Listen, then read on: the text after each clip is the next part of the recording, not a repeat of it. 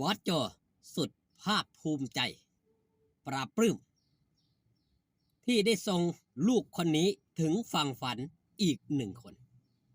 เป็นลูกคนใดนั่นก่อนอื่นขอกล่าวคำว่าสวัสดีครับผมสวัสดีพี่น้องครับป้องปายมิตรหมอแคนแฟนหมอลำยินดีต้อนรับเข้าสู่ช่องไทยซีเกตชาแนล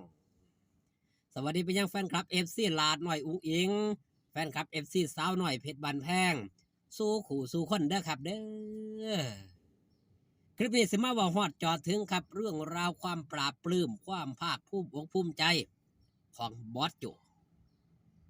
เพิ่นได้ออกมาโพสต์เมื่อกี่ชั่วโมงที่ผ่านมานี่แหละครับ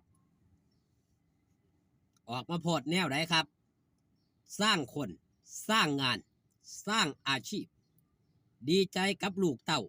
พอภูมิใจจริงๆภูมิใจกับไผครับภูมิใจกับน้องมนูนเพชรบ้านแพง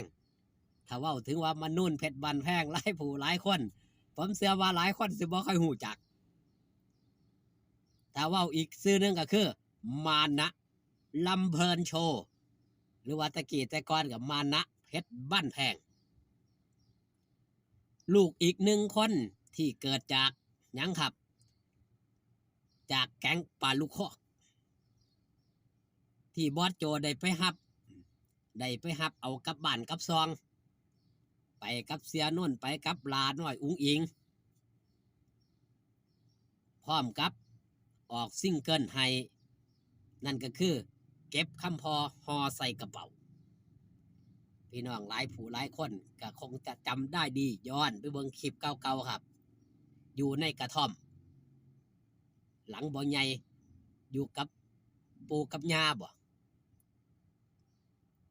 ด้วยความบ่มี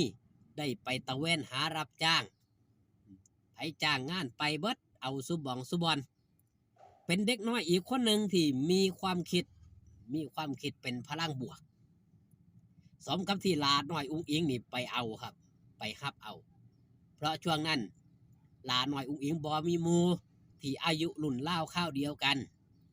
บังเอิญนะครับวิถีชีวิตใกล้เคียงกันกับลาน้อยอุ้งอิงพอแต่มาออดิชั่นบอสโจเห็นแววในตอนนั้นแล้วได้พากันไปหับลาน้อยอุ้งอิงนี่ขอไปนำไปหับเอาหมู่ว่าสั่นเพราะอายุอานามกับ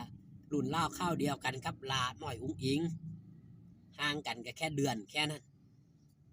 เป็นรุ่นน้องลาน้อยอุ้งอิงแต่ลาน้อยอุ้งอิงบ่อยากเป็นเอื้อยครับ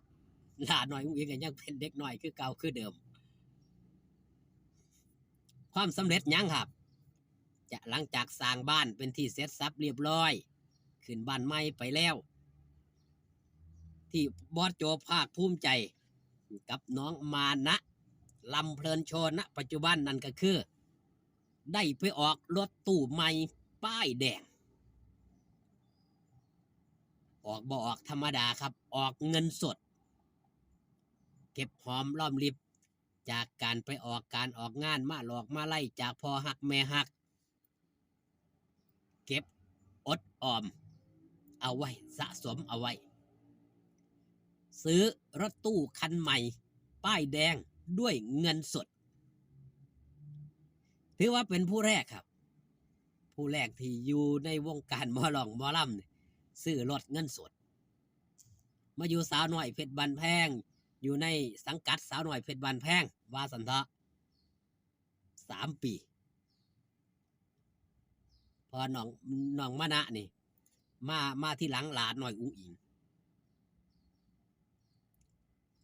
น้องมะนะได้โพสต์เรื่องเล่าเนาะได้โพสต์เรื่องเล่าแบบนี้ครับเมื่อกี่ชั่วโมงที่ผ่านมาทางช่องส่วนตนคือมานะชัยสาวน้อยลำเพลินโชว์การรับรถใหม่เลิกดีอยู่ที่ความพร้อมเตรียมพวงมาลัย3 พวงเครื่องเคารพบูชาและของถวายเช่นผลไม้น้ำดื่มแขวนพวงมาลัยโดยแขวนไว้ที่พวงมาลัยหรือกระจกหลังตั้งจิตอธิษฐาน โดยสวดคาถาไหว้แม่ย่านางและคาถาแคล้วคลาดคำขอพรไม่มีบทตายตัวคำใดเป็นคำพูดที่ดีเป็นสิริมงคลให้ตั้งจิตอธิษฐานขอพรเอาครับคือโพสต์เรื่องเล่าเรานี่ขึ้นมาครับบอสโจได้ออกมาโพสต์ต่อจากโพสต์แรกๆนั่นก็คือพ่อภูมิใจมากๆเฮงเฮงปังปังพาหนะคู่ใจเดินทางไปไหนปลอดภัยทุกเส้นทางก็ยังมีขอความที่ตอบโต้กันระหว่างพ่อกับลูกเนาะพ่อครับน้องมานะทักไปหาพ่อโจขอบคุณหลายๆด้วยครับพ่อที่ทำให้ผมมีวันนี้คนที่ดีใจและภูมิใจที่สุดคืออีกหนึ่งคนที่ลืมไม่ได้ก็คือพ่อครับขอบคุณเด้อครับพ่อบอสโจก็เลยทักมาครับพ่อโคตรภูมิใจพ่อดีใจหนูไม่ทำให้พ่อผิดหวังเลยนั่นคือความเป็นมาเป็นไปบรรดาบ่แม่นแต่ปราบปลื้มแต่เฉพาะบอสโจอย่างเดียวบรรดาแฟนคลับFCกะแฮเพื่อนร่วมงานกะแฮแหนกันไปร่วมแสดงความยินดีกับน้องมานะหรือว่ามนูนเด็กน้อยจากจังหวัดสกลนครอำเภอภูพานจังหวัดสกลนครเป็นลูกหมอที่เจริญเติบโตจากสาวหน่อยเพชรบันแพงถือว่าเป็นพระเอกขึ้นลูกใหม่ที่กำลังมาแห้งณปัจจุบันตามสื่อโซเชียลต่างๆเพจดังต่างๆได้นำเรื่องเล่าของน้องมานะไปยังครับไปโปรโมทบอกง่ายๆไปโปรโมทนั่นแหละณปัจจุบันคลื่นดังๆหลายคลื่นช่องดังๆหลายช่อง